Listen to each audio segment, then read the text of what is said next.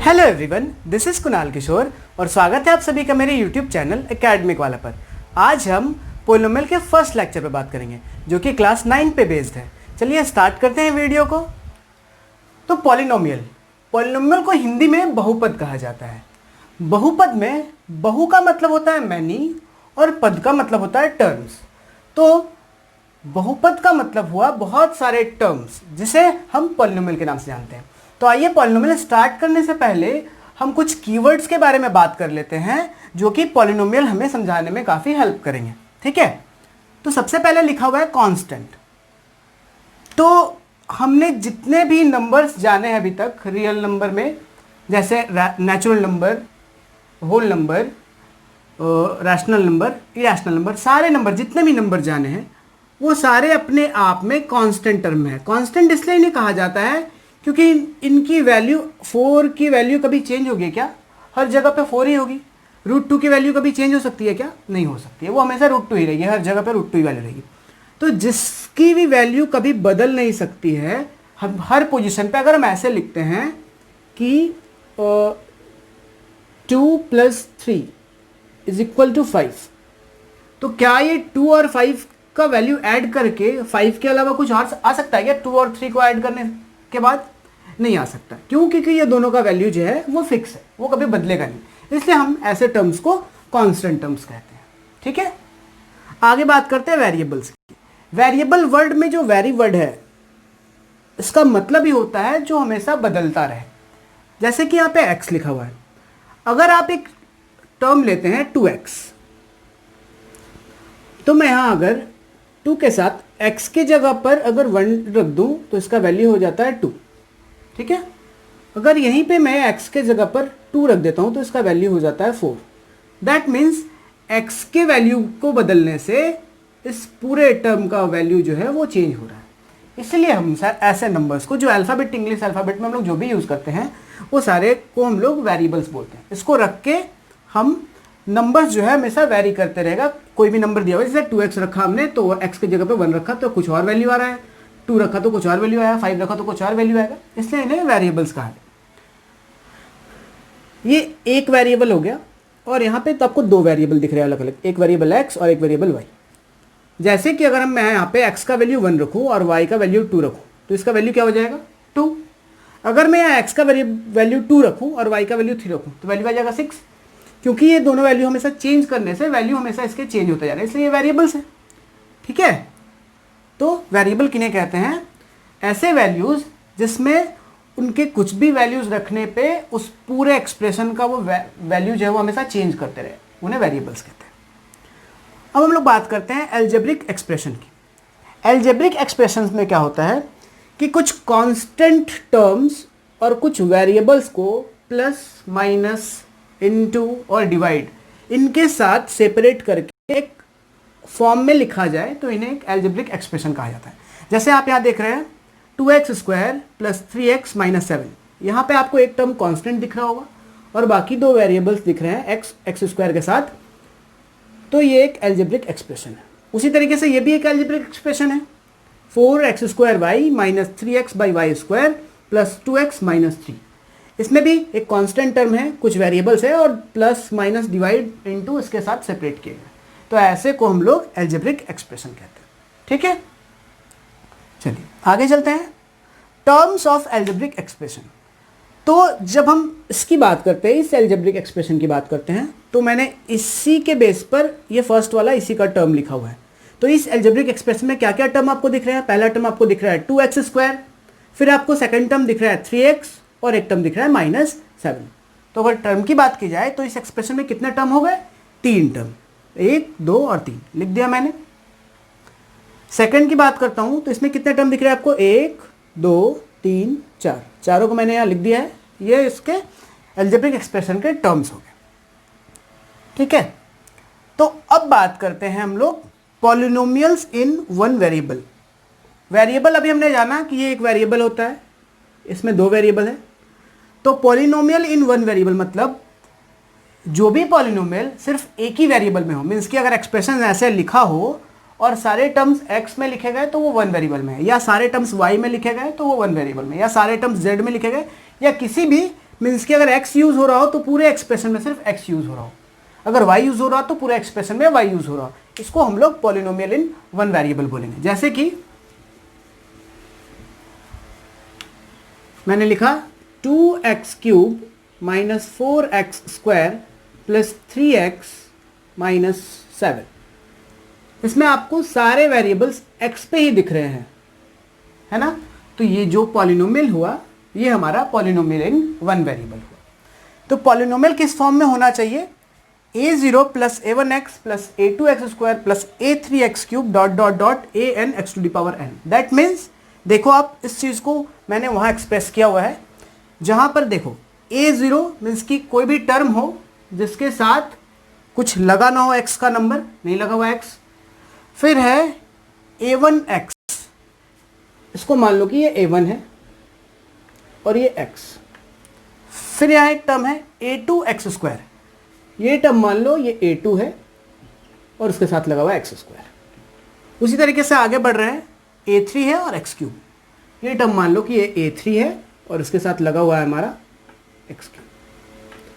तो इस तरह के एक्सप्रेशन को हम लोग पॉलिनोमियल इन वन वेरिएबल कहते हैं। वन वेरिएबल इसलिए कहा गया क्योंकि ये सारे x पे बने हुए हैं। अगर ऐसा लिखा रहता कि 2x square minus 4y plus 7 तो ये पॉलिनोमियल इन टू वेरिएबल हो जाता, क्योंकि यहाँ पे एक वेरिएबल x यूज हुआ है और दूसरा वेरिएबल y यूज हुआ है। ये सारे एक ही वेरिएबल है, ये क्यूबिक, स्क्वायर और ये x। इससे फर्क नहीं पड़ता कि ये तीनों अलग अलग वेरिएबल नहीं है, ये x ही है, टर्म x का ही है, इसलिए ये एक वेरिएबल में होगा। यहाँ x के साथ साथ y टर्म भी आपको दिख रहा है, इसलिए ये दो वेरिएबल में लिखा हुआ है। तो अब आगे बढ़ते हैं, इसके स्टैंडर्ड फॉर्म के बारे में बात करते हैं। स्टैंडर्ड फॉर्म की जब बात हो रही हो तो कुछ भी अगर ऐसे लिखा हो जैसे कि 2x to the power 7 minus 4x cube plus 2x to the power 4 minus 3/2x plus 4x square, ऐसे लिखा हो तो ये एक स्टैंडर्ड फॉर्म में नहीं लिखा हुआ है, क्योंकि इनकी डिग्रीज को आप देखेंगे, यहाँ पे 7 है, यहाँ 3 है, फिर 4 है, फिर 1 है, फिर 2 है। या तो ये असेंडिंग फॉर्म में होगा या डिसेंडिंग फॉर्म में होगा, तभी ये स्टैंडर्ड फॉर्म में होगा। तो इसको क्या करेंगे हम लोग इसे अरेंज कर लेंगे। कैसे अरेंज करेंगे? पहले या तो हम लोग डिसेंडिंग फॉर्म में लिखते हैं, बड़े से छोटे के फॉर्म में डिग्रीज लिखेंगे, या तो छोटे से बड़े। तो उसको लिख सकते हैं हम लोग 2x टू द पावर 7, सबसे पहले 7 लिख दिया हमने डिग्री पे, फिर देखा हमने उसके बाद कौन सी डिग्री है, तो ये वाली, तो plus 2x to the power 4, फिर कौन सी डिग्री है, क्यूब वाली है, माइनस 4x क्यूब, फिर कौन सी है, प्लस 4x स्क्वायर और माइनस 3/2x। डिग्रीज को तो ध्यान में रखना ही है और साथ में इनके जो साइन है ये साइन को भी ध्यान रखना है। तो ये मैंने अरेंज करके लिख दिया। तो इस वाले का स्टैंडर्ड फॉर्म ये हो गया। दूसरे तरीके से भी लिख सकते थे या डिसेंडिंग ऑर्डर में लिख सकते थे। पहले इसको लिख देते हैं माइनस 3/2x, फिर plus 4x square minus 4x cube plus 2x to the power 4 plus 2x to the power 7, ऐसे भी लिखा जा सकता था। ये इसके स्टैंडर्ड फॉर्म है पॉलिनोमियल का।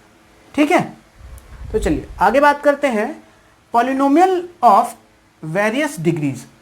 अब पॉलिनोमियल जो है वो किसी भी डिग्री में हो सकता है। डिग्री का मतलब जैसे कि लीनियर का मतलब होता है वैसे पॉलिनोमियल्स जिसमें डिग्री 1 से ज़्यादा ना हो, डिग्री 1 हो, वैसे पॉलिनोमियल को हम लोग लीनियर पॉलिनोमियल बोलते हैं। जैसे हमने लिखा 5x, अब 5x से अब x टू द पावर यहाँ कुछ भी नहीं है, मतलब यहाँ पे 1 छिपा हुआ है। दैट मीन्स ये एक पॉलिनोमियल था जिसका जो वेरिएबल है उस पर डिग्री 1 दिया हुआ है, इसलिए हम इसे लीनियर पॉलिनोमियल बोलेंगे। यहाँ भी आप एक देख रहे होंगे ये एक्सप्रेशन, इसमें 2 टर्म दिख रहे हैं आपको, लेकिन जो डिग्री है x का पावर यहाँ कुछ भी नहीं है, मतलब यहाँ पे x टू द पावर 1 है यहाँ पे, इसलिए ये भी एक लीनियर पॉलिनोमियल है। टर्म्स कितने भी हो उससे फर्क नहीं पड़ता, लेकिन जो भी वेरिएबल है उसका डिग्री जो है वो 1 से बड़ा नहीं होना चाहिए, 1 ही होना चाहिए। तो यहाँ भी 2 टर्म आपको दिख रहे होंगे इस एक्सप्रेशन में भी, लेकिन यहाँ भी जो वेरिएबल है x, उसका डिग्री कुछ भी नहीं है, मतलब 1 है। तो लीनियर पॉलिनोमियल वैसे पॉलिनोमियल को बोलते हैं जो एक्सप्रेशन में जो वेरिएबल है उसका डिग्री 1 हो, उसको हम लोग लीनियर पॉलिनोमियल बोलते हैं। बात करते हैं क्वाड्रेटिक की, तो वैसे एक्सप्रेशन जिसमें वेरिएबल की डिग्री 2 हो मैक्सिमम, उसको हम लोग क्वाड्रेटिक बोलेंगे। तो देखो आप यहाँ पर एक्सप्रेशन है जिसमें 3 टर्म्स है और इसमें x का वेरिएबल है, जिसमें एक x पे तो वेरिएबल पे पावर 1 है और एक वेरिएबल पे पावर 2 है। तो इसलिए इसका अगर डिग्री हम चेक करें तो सबसे बड़ी डिग्री इसकी 2 हो गई। तो वैसा पॉलिनोमियल, वैसा एक्सप्रेशन जिसमें डिग्री ऑफ द पॉलिनोमियल जो है वो 2 हो, उसको हम लोग क्वाड्रेटिक बोलेंगे। ठीक है, फिर हम बात करते हैं क्यूबिक की। आप देख रहे होंगे क्यूबिक की जब बात करते हैं तो इस वाले में भी एक्सप्रेशन में 4 टर्म दिए गए हैं, 1 2 3 4।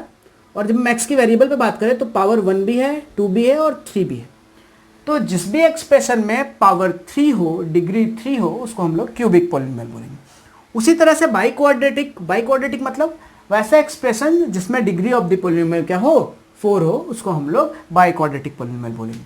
ठीक है, तो ऐसे एक चीज और समझ में आई कि डिग्री ऑफ द पॉलिनोमियल क्या होता है, मीन्स कि एक पर्टिकुलर एक्सप्रेशन में जो सबसे बड़ा पावर यूज हुआ हो वेरिएबल के ऊपर, उसी को हम लोग डिग्री ऑफ द पॉलिनोमियल कहते हैं। ठीक है, जैसे कि अगर हम बाई क्वाड्रेटिक में बोलेंगे डिग्री ऑफ द पॉलिनोमियल क्या होता है, तो 4 होगा भाई। जब हम क्यूबिक की बात करते हैं तो इसमें सबसे बड़ा डिग्री क्या होगा, 3 होगा, इसलिए क्यूबिक का जो डिग्री ऑफ द पॉलिनोमियल होगा वो 3 होगा। जब हम लोग क्वाड्रेटिक की बात करते हैं तो इसमें डिग्री ऑफ द पॉलिनोमियल 2 होता है, और जब हम लिनियर की बात करते हैं तो इसमें डिग्री ऑफ द पॉलिनोमियल 1 होता है। तो इतनी बात समझ में आ गई। एक बार और चर्चा कर लेते हैं इस पे। कांस्टेंट टर्म, वैसे टर्म्स जिसकी वैल्यू कभी चेंज नहीं होगी, वैसे टर्म को हम लोग कांस्टेंट टर्म बोलते हैं। वेरिएबल, वो वैसे टर्म्स जिसकी वैल्यू हमेशा कुछ भी आप चेंज करो तो पूरे एक्सप्रेशन की वैल्यू चेंज कर देते हैं, उसको हम लोग वेरिएबल बोलते हैं। जैसे X Y, X Y, X Z, alpha, beta, gamma, कुछ भी ऐसा आप देख लो, जो भी है वो सारे जो है वेरिएबल्स होते हैं। अलजेब्रिक एक्सप्रेशन, कुछ कांस्टेंट टर्म्स और कुछ वेरिएबल्स को प्लस माइनस मल्टीप्लिकेशन और डिवीजन के थ्रू सेपरेट करने पर जो एक टर्म लिखा जाता है, उस टर्म को हम लोग अलजेब्रिक एक्सप्रेशन बोलते हैं। तो अब एक्सप्रेशन में कितने टर्म्स हैं यहाँ पर, जब टर्म की बात करते हैं तो इसमें 3 टर्म है, इसमें 1 2 3 4 टर्म है, वो हमने लिख दिया है। कितने टर्म है? Polynomial in one variable. तो पॉलिनोमियल इन वन वेरिएबल क्या है, a0 a1x plus a2x square plus a3x cube. जैसे कि मैंने यहाँ पे लिखा था 2x cube minus 4x square plus 3x minus 7। इसमें ये टर्म है जो a0 है और x का टर्म इसमें नहीं है। ये क्या है, a1 है और x टू द पावर 1 है, ये a2 है, x टू द पावर 2 है, ये a3 है और x टू द पावर 3 है। ऐसे टर्म्स लिखे गए। तो इसमें बोला गया an is not equal to 0। ऐसा क्यों बोला गया, मीन्स कि a के साथ जो भी वैल्यू है, जैसे मान लेते हैं मैंने ऐसा लिख दिया, a के जगह पे 0 रख दिया और x का वैल्यू कुछ भी है, टू द पावर n लिखा हुआ है, तो जब 0 के साथ कुछ भी मल्टीप्लाई होगा तो ये टर्म तो 0 बना देगा ना, दैट मीन्स कोई पॉलिनोमियल ही नहीं बचेगा। इसलिए कहा गया है कि an 0 नहीं होना चाहिए, an 0 नहीं होना चाहिए, दैट मीन्स x के साथ जो भी लगा हो a का वैल्यू, चाहे वो a1 टर्म हो, a0 हो या a1 हो या a2 हो या a3 हो या a4 हो या कोई भी हो a का टर्म, वो 0 नहीं होना चाहिए। क्योंकि अगर वो 0 हो जाएगा तो उस पूरे टर्म वेरिएबल के साथ अगर वो मल्टीप्लाई होगा तो पूरे टर्म को 0 बना देगा। इसलिए बोला गया कि an जो है वो 0 नहीं होना चाहिए। और दूसरी बात, n जो है, n is a non negative integer, जहां पर n का वैल्यू जो है वो नॉन नेगेटिव इंटीजर, मतलब ये जो पावर हो रहे हैं x के पावर 1 2 3 4 5 6 ऐसे जो पावर हो रहे हैं, यही n जो है ना, ये यहाँ पे 1 है, यहाँ 2 है, यहाँ 3, इसी तरीके से आगे n बोला गया है। तो ये जो आपके डिग्रीज दिख रहे हैं ये नॉन नेगेटिव होने चाहिए, non negative integers. Non negative integers कहने के मतलब कि आपको पता है इंटीजर क्या होते हैं, 1 2 3 4 और इधर भी -1 -2 ऐसे नंबर्स को हम लोग इंटीजर कहते हैं। तो नॉन नेगेटिव मतलब इधर वाले नहीं होने चाहिए, इधर वाले सारे होने चाहिए। मतलब अगर आप इसको एक मोटे तौर पे समझेंगे तो क्या होता है कि कोई भी पॉलिनोमियल आप लिखो, जैसे मैंने लिखा 3x cube minus 4√x plus 7, तो आप देखो इसका वैल्यू क्या होगा, 3x cube minus 4 into x को क्या लिख सकते हैं हम लोग, x का पावर 1/2 लिखेंगे हम लोग, अगर रूट से इसको बाहर करेंगे तो क्या 1/2 प्लस 7 लिख देता हूं। तो क्या ये 1/2 जो है, जो इस वेरिएबल का डिग्री बना हुआ है, तो ये 1/2 इंटीजर है क्या, नहीं है ना।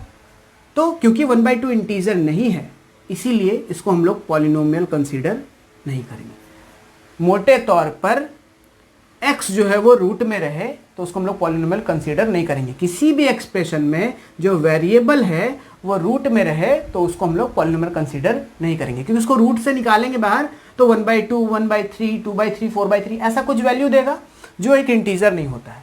ठीक है, और निगेटिव की बात हो रही है, दैट मीन्स दूसरा देख लेते हैं। ये एग्जांपल समझ में आया कि x जो है किसी एक्सप्रेशन में अगर x, y, z, a, b, c कुछ भी जो है जो वेरिएबल है वो रूट में नहीं होना चाहिए तो वो पॉलिनोमियल नहीं होगा। रूट में होगा तो पॉलिनोमियल नहीं होगा। दूसरा देख लेते हैं एक और। दूसरी बात ये है, नॉन नेगेटिव वाली बात जो है, इंटीजर वाली बात तो खत्म हो गई, अब नॉन नेगेटिव देख लेते हैं। जैसे ऐसे लिखा हुआ है 3x² माइनस 4/x प्लस 3। तो आप इसको देखो तो क्या लिखोगे आप? इसको लिखोगे आप 3x² minus 4 into X to the power -1 लिखोगे। क्यों? क्योंकि x का पावर नीचे 1 है तो हम जब ऊपर जाकर मल्टीप्लाई करेंगे उसको तो x का पावर नेगेटिव हो जाएगा, प्लस 3। अब आप देख लो यहाँ पे जो वेरिएबल है इसका पावर क्या हो गया? -1, जो एक नेगेटिव इंटीजर है। और अभी कहा गया हमने कि n जो है वो नॉन नेगेटिव होना चाहिए। तो इससे मैं क्या समझ में आया कि जो भी वेरिएबल होगा कभी डिवाइड में नहीं रहेगा। मोटे तौर पे ये है कि जो वेरिएबल्स होंगे किसी एक्सप्रेशन में वो ना रूट में होने चाहिए और ना डिवाइड में होना चाहिए। अगर वो रूट में है या डिवाइड में है तो वो पॉलिनोमियल नहीं होगा। क्लियर है ये बात? चलिए आगे बढ़ते हैं।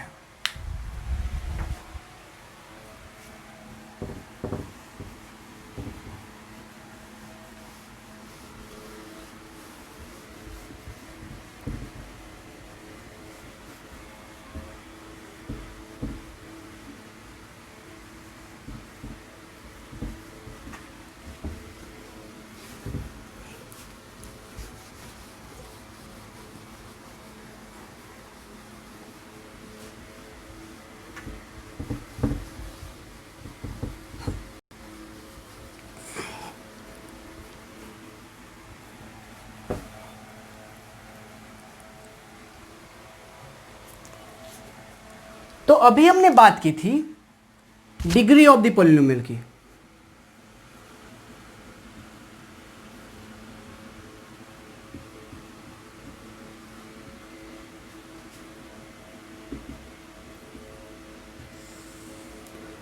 जैसे मैं एक टर्म लिख रहा हूं 4x⁻7 plus 3x⁻6 minus 2/7x⁻4 plus √2x⁻2 plus 3।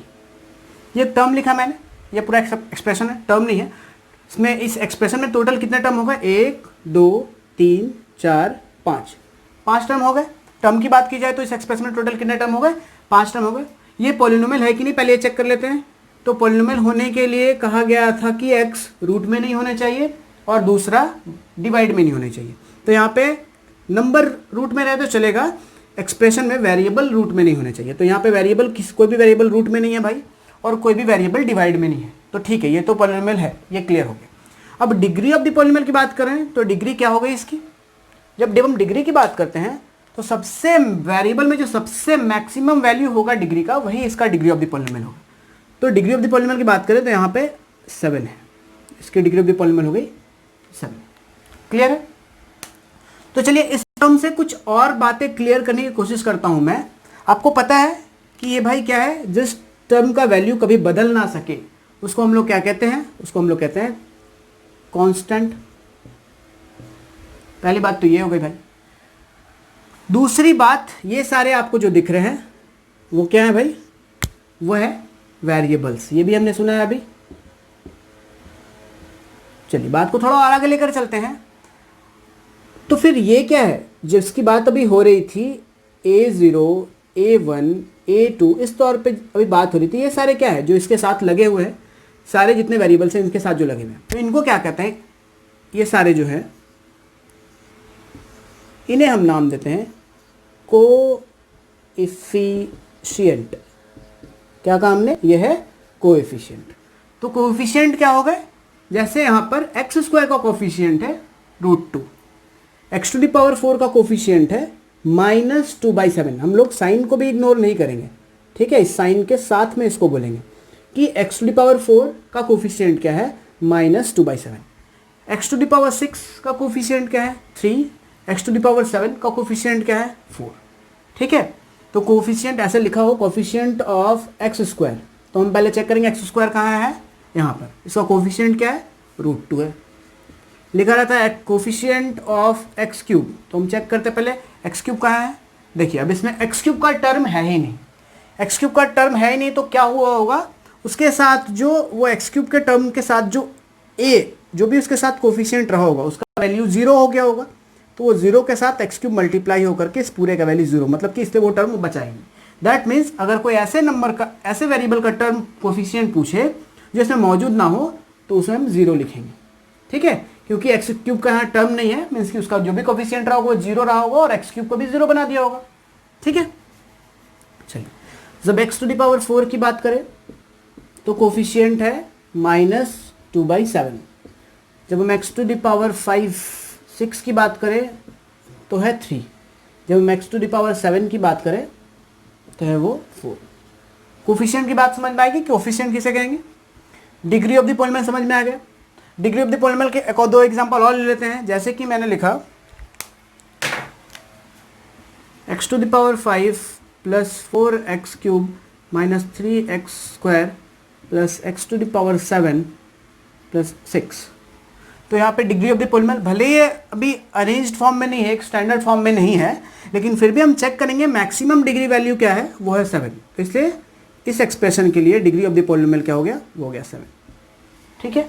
तो degree of the polynomial clear हो गई और कोफिशिएंट की बात की हमने, कोफिशिएंट भी क्लियर हो गया। तो चलिए अब आगे कुछ बात कर लेते हैं। पॉलिनोमियल के कुछ टाइप्स होते हैं, उस टाइप्स के बारे में बात कर लेते हैं हम लोग। जैसे अभी हमने जाना था लीनियर, क्वाड्रेटिक, क्यूबिक और बाई क्वाड्रेटिक, उसी तरीके से पॉलिनोमियल तक पहुंचने के लिए कुछ और टर्म से मिलना पड़ा हमें। जैसे पहला टर्म लेते हैं हम लोग मोनोमियल। अब ये मोनोमियल क्या है, मोनोमियल का मतलब, ये मोनो टर्म खुद ही बता रहा है कि सिंगल, मोनो का मतलब ही होता है सिंगल। तो एक ऐसा एक्सप्रेशन जिसमें एक ही सिंगल टर्म हो उसको हम लोग मोनोमियल कहते हैं। वो कुछ भी हो सकता है, चाहे वो कांस्टेंट टर्म हो या किसी वेरिएबल के साथ लगा हो, ठीक है, वो कोई भी टर्म जो है वो सारे को हम लोग मोनोमियल बोलते हैं। ये सारे क्या हो गए, ये मोनोमियल हो गए। जिसमें कोई भी टर्म एक सिंगल टर्म हो उसको हम लोग मोनोमियल कहते हैं। मोनो का मतलब सिंगल और ये पद, इसका मतलब तो पद होता अभी हमने जाना था। तो सिंगल पद वाले जितने भी एक्सप्रेशन हो उसको हम लोग मोनोमियल कहते हैं। उसी तरीके से आगे बढ़ते हैं, बाइनोमियल की बात करते हैं।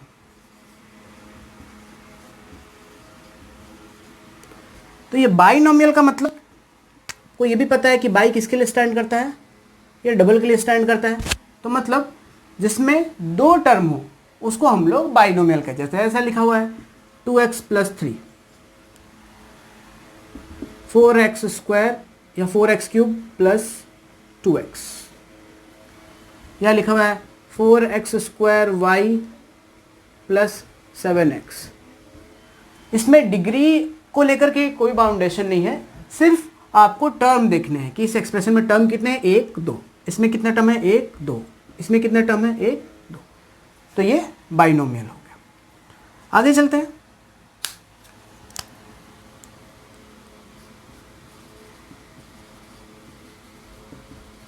ट्राइनोमियल। ट्राई का मतलब भी पता है आपको, ट्राई का मतलब क्या होता है, 3। ये जो ट्राई है इसका मतलब होता है 3। तो 3 के मतलब जिस भी एक्सप्रेशन में टोटल 3 टर्म हो, जैसे लिखा हो 3x cube plus 4x square plus 7, या लिखा हो 5x cube minus 3x square plus 2। तो ये 1 2 3, इसमें 3 टर्म है, 1 2 3, यहाँ भी 3 टर्म है।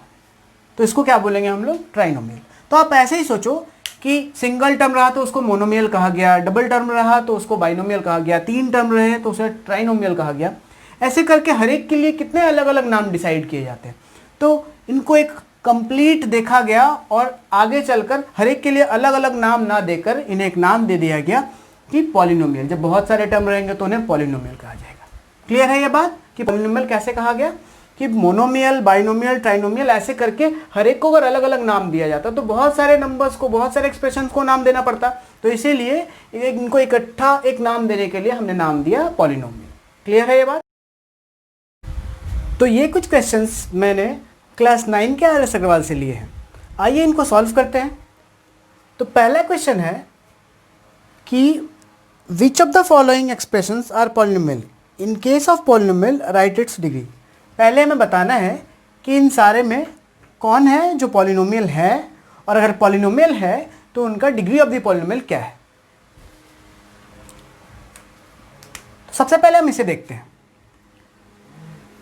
पॉलिनोमियल होने के लिए कंडीशन ये है कि जो भी वेरिएबल है वो ना तो डिवाइड में होना चाहिए ना ही रूट में होना चाहिए। तो अगर हम इसे देखते हैं तो यहाँ पे ना ही कोई वेरिएबल जो है वो रूट में है और ना डिवाइड में है, इसलिए ये पॉलिनोमियल है हमारा। और अगर ये पॉलिनोमियल है तो जब हम इसकी डिग्री की बात करते हैं तो डिग्री ऑफ द पॉलिनोमियल आपको क्या दिख रहा है, सबसे मैक्सिमम डिग्री, तो वो 5 है। तो इससे डिग्री ऑफ द पॉलिनोमियल 5 हो गया, और ये पॉलिनोमियल है क्योंकि ना इसमें कोई वेरिएबल डिवाइड में है और ना रूट में है। सेकंड पे बात करते हैं, सेकंड नंबर क्वेश्चन पे। तो यहाँ पर भी हम देखें कि वेरिएबल जो है ना वो डिवाइड में है और ना रूट में है, दैट मीन्स ये भी एक पॉलिनोमियल है। और अगर डिग्री की बात करें तो यहाँ पे y टू द पावर कुछ नहीं मतलब 1 है, और यहाँ y टू द पावर 3 है, तो मैक्सिमम डिग्री 3 है, इसलिए डिग्री ऑफ द पॉलिनोमियल यहाँ पे हमारा 3 हो गया। ठीक है, नेक्स्ट आगे बात करते हैं हम। ये हम देख रहे हैं कि इसमें भी जो वेरिएबल है वो ना रूट में है और ना ही वो डिवाइड में है, तो ये भी पॉलिनोमियल हमारा है।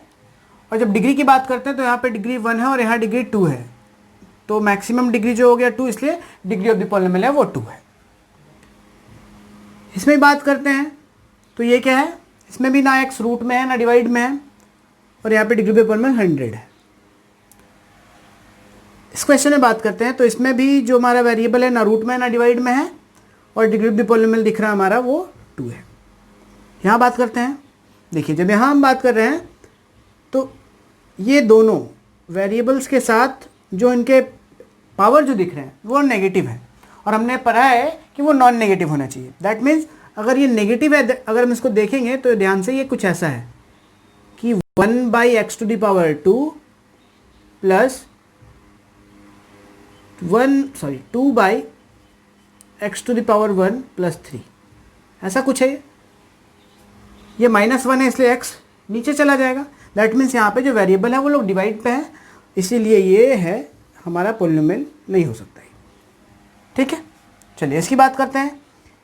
पहले ये देख लेते हैं, ये 1 जो है इसका भी पावर 1 है, तो ये भी पॉलिनोमियल हो सकता है, बिल्कुल हो सकता है। ये मोनोमियल है एक। इस क्वेश्चन की बात करते हैं तो यहाँ पे जो वेरिएबल है इसका पावर 3/2 है। 3/2 दैट मीन्स ये इंटीजर तो होता नहीं है, इंटीजर होने के लिए इसको 1 2 3 4 ऐसा होना पड़ता, तो ये इंटीजर नहीं है, इसलिए ये भी एक पॉलिनोमियल नहीं है। क्योंकि अगर हम इसको सॉल्व करते हैं x टू द पावर 3/2 ऐसे लिखा हुआ है, तो इसका मतलब ये होता है कि ये x का पावर 3 है और इस पर स्क्वायर रूट है, ये इस तरह का फॉर्म हो गया, तो रूट आ गया इस पर, तो इस पर रूट आ गया, इसलिए ये पॉलिनोमियल नहीं है। ठीक है, चलिए आगे चलते हैं। इस क्वेश्चन में देखिए यहाँ पे फिर x रूट पे आ गया, तो ये एक्सप्रेशन में भी ये वेरिएबल जो है रूट पे है, इसलिए ये भी पॉलिनोमियल नहीं है। यहाँ भी वही बात, इस एक्सप्रेशन में भी यहाँ पे वेरिएबल जो है वो डिवाइड में आ गया नीचे, इसलिए ये भी पॉलिनोमियल नहीं है।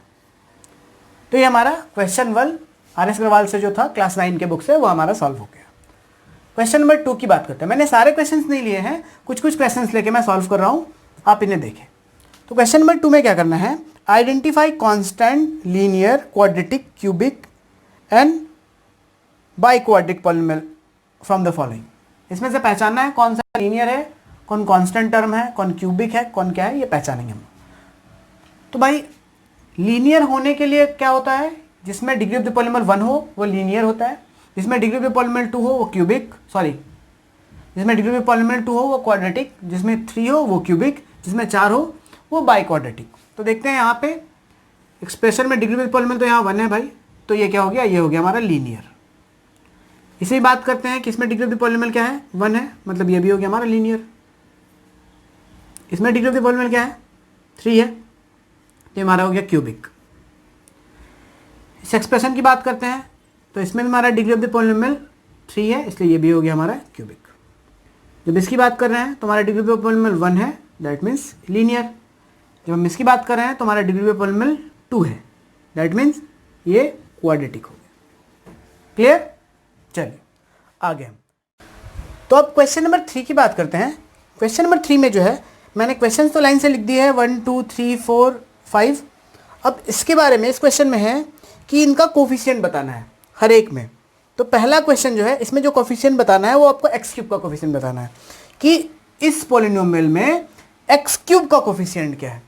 तो हम लोग एक एक करके देखने से अच्छा है कि इन सारे के बारे में एक चर्चा कर लेते हैं, एक ब्रीफ देख लेते हैं कि कौन किसका कोफिशिएंट क्या है।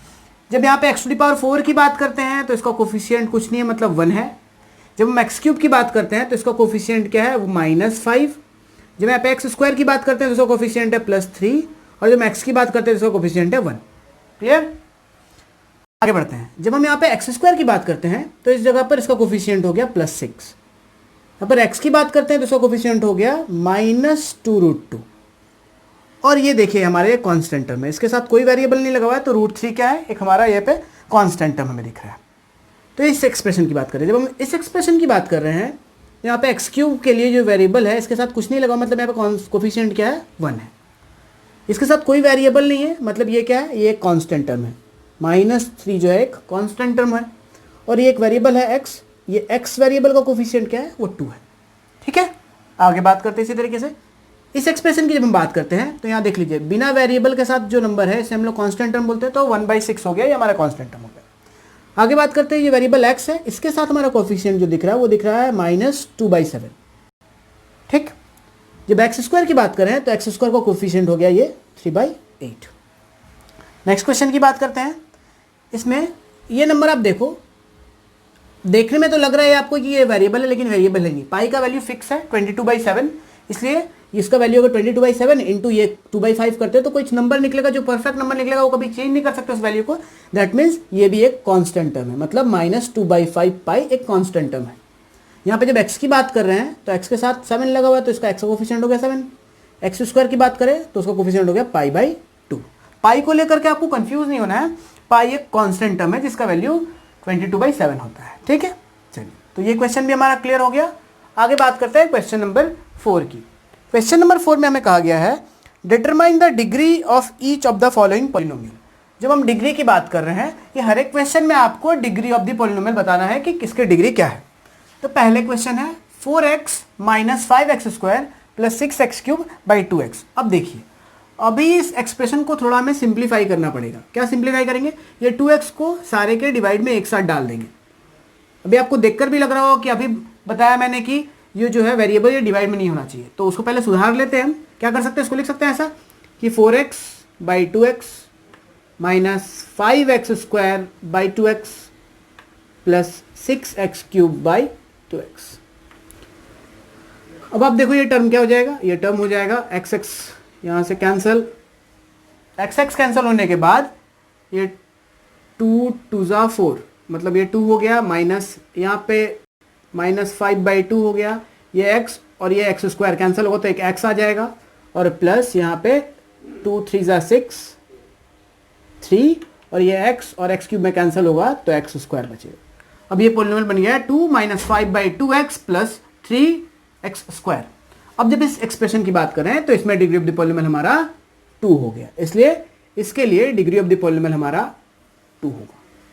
उसी तरीके से इसको भी सिंप्लीफाई करेंगे हम, तो क्या आ जाएगा, y² को y से मल्टीप्लाई करेंगे तो y³ माइनस y² को -y² से मल्टीप्लाई करेंगे तो y⁴ आ जाएगा। क्लियर? तो अब इसमें डिग्री ऑफ द पॉलिनोमियल आपको दिख रहा होगा कि इसका डिग्री ऑफ द पॉलिनोमियल क्या है, 4 है। तो इस केस में डिग्री ऑफ द पॉलिनोमियल हमारा क्या दिखा, 4।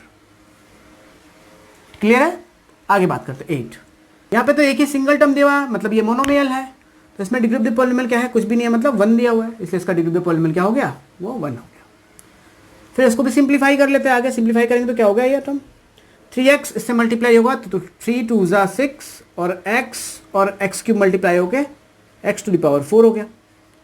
फिर प्लस और प्लस प्लस हो गया, यहाँ पे 3x और 3x² मिलके 3 3 ज़ा 9 x⁴, माइनस प्लस माइनस 2 2 ज़ा 4 x³ और माइनस प्लस माइनस 3 2 ज़ा 6 x²। इस टर्म को और सिंप्लीफाई करेंगे फर्दर तो हो जाएगा 6x⁴ plus 5x³ minus 6x²। अब इस टर्म को सिंप्लीफाई करने के बाद एक्सप्रेशन निकला, इस एक्सप्रेशन को आप देखोगे तो इसका डिग्री ऑफ द पॉलिनोमियल क्या है, वो 4 है। क्लियर है? चलिए, तो ये आपको समझ आ गया होगा। नेक्स्ट क्वेश्चन की बात करते हैं। तो इतना अगर समझ आ गया तो थोड़ा सा इसे मैं रब कर लूँ, क्योंकि नीचे कुछ क्वेश्चन आ रहे हैं, बस वो सारे क्वेश्चन को भी सॉल्व करने के लिए कुछ जगह चाहिए मुझे। तो आप देख लो, ये अगर समझ में आ गया तो मैं इन्हें रब कर रहा हूँ, फिर ये क्वेश्चन की बात करते हैं। क्लियर है? चलिए आप एक बार इन्हें देख लें।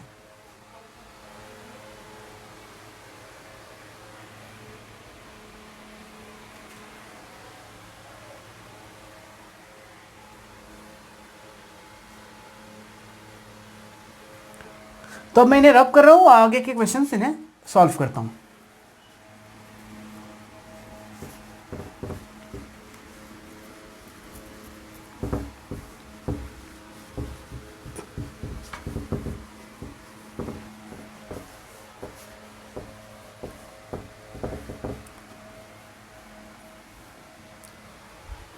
तो ये 5 नंबर क्वेश्चन का पहला क्वेश्चन है, एक एग्जाम्पल ऑफ मोनोमेल आपको देना है जिसमें डिग्री 0 हो। एग्जाम्पल ऑफ मोनोमेल देना हो जिसमें डिग्री 0 हो। डिग्री 0 हो दैट मीन्स हम ऐसे लिख सकते हैं x टू द पावर 0, या लिख सकते हैं एक term y to the power 0, 2x to the power 0। ये सारे मोनोमेल हो गए जिसमें डिग्री 0 है। अब इनका वैल्यू क्या आ जाएगा? इन सारे का वैल्यू आ जाएगा 1, क्योंकि समथिंग टू द पावर 0, कुछ भी हो उसका पावर अगर 0 हो तो उसका वैल्यू आ जाता है 1। तो ये सारे इसके एग्जाम्पल्स हो गए। दूसरा है, ये 1 वाले का एग्जाम्पल हो गया। सेकंड नंबर की बात करते हैं जब हम लोग, कि एग्जाम्पल देना आपको बाइनोमियल और डिग्री 8 होना चाहिए। बाइनोमियल मतलब टर्म 2 होने चाहिए, बीच में प्लस माइनस कुछ भी तो वो चलेगा, और डिग्री जो है वो 8 होना चाहिए। तो हम लोग ऐसे लिख लेते हैं 7x to the power 8 minus 4x, चलेगा ऐसा? या आप लिख सकते हो 4y to the power 8 minus 7x cube, कुछ भी लिख सकते हैं जिसमें डिग्री ऑफ द पॉलिनोमियल 8 आपको शो कराना है। ठीक है? क्वेश्चन नंबर 3 है, आपको एग्जांपल देना है ट्राइनोमियल का डिग्री 4 होना चाहिए। तो हमें 3 टर्म दिखाना है प्लस माइनस के साथ, और डिग्री ऑफ द पॉलिनोमियल 4 होना चाहिए हमें। तो हम लिखते हैं 4x to the power 4 minus 3x cube minus 2x square. 3 term हो गए और डिग्री हमारा 4 हो गया। और एग्जाम्पल इसको और दे देते हैं 3x cube minus 4x square plus 7x to the power 4। Standard form में नहीं लिखा मैंने, लेकिन फिर भी इसमें डिग्री ऑफ द पॉलिनोमियल 4 है। तो ये भी एक ट्राइनोमियल है जिसमें डिग्री ऑफ द पॉलिनोमियल 4 है। तो ये इसका एग्जाम्पल होगा। समझ में आ गया ये? चलिए आगे नेक्स्ट क्वेश्चन जो है वो क्वेश्चन नंबर 6 है, जिसमें 2 क्वेश्चन मैंने लिखा है। और इस पर क्या करना है हमें, rewrite each of the following polynomial in standard form. ये जो क्वेश्चंस है इन्हें हमने स्टैंडर्ड फॉर्म में लिखना है। तो आइए, मैंने स्टैंडर्ड फॉर्म के बारे में अभी थोड़ी देर पहले आपसे बात की थी। स्टैंडर्ड फॉर्म क्या है? या तो इन सारे डिग्रीज को जो वेरिएबल के साथ है उन्हें असेंडिंग फॉर्म में लिख दे या डिसेंडिंग फॉर्म में लिख दे, दोनों में से किसी एक फॉर्म पे लिखते हैं हमें। तो पहले क्वेश्चन को हम करते हैं, 6 का क्वेश्चन नंबर 1। सबसे पहले इसमें डिग्री ऑफ द पॉलिनोमियल सबसे बड़ा क्या है? 5x cube. तो हम लिख देते हैं 5x क्यूब। इसके बाद ढूंढते हैं स्क्वायर वाला है क्या? है माइनस 2x स्क्वायर। उसके बाद x के साथ जो होगा प्लस x और प्लस 8 हो गया आपका arrange. 5x cube minus 2x square plus x plus 8। Second number question की बात करते हैं। फिर इसमें चेक करते हैं डिग्री ऑफ द पॉलिनोमियल क्या है, वो है 3। तो सबसे पहले 2y क्यूब लिख लेते हैं, 2y क्यूब। फिर स्क्वायर वाले को ढूंढते हैं तो प्लस 4y स्क्वायर। फिर y वाले को ढूंढते हैं माइनस 3y प्लस 2/3। ये हमारा हो गया स्टैंडर्ड फॉर्म में, ये दोनों तैयार। क्लियर है? तो उम्मीद करता हूं आपको ये अच्छे समझ में आ गया होगा। इतने के बाद हम लोग आगे की बात जो है वो हमारे नेक्स्ट वीडियो पे करेंगे। आज की वीडियो में इतना ही, तब तक के लिए धन्यवाद।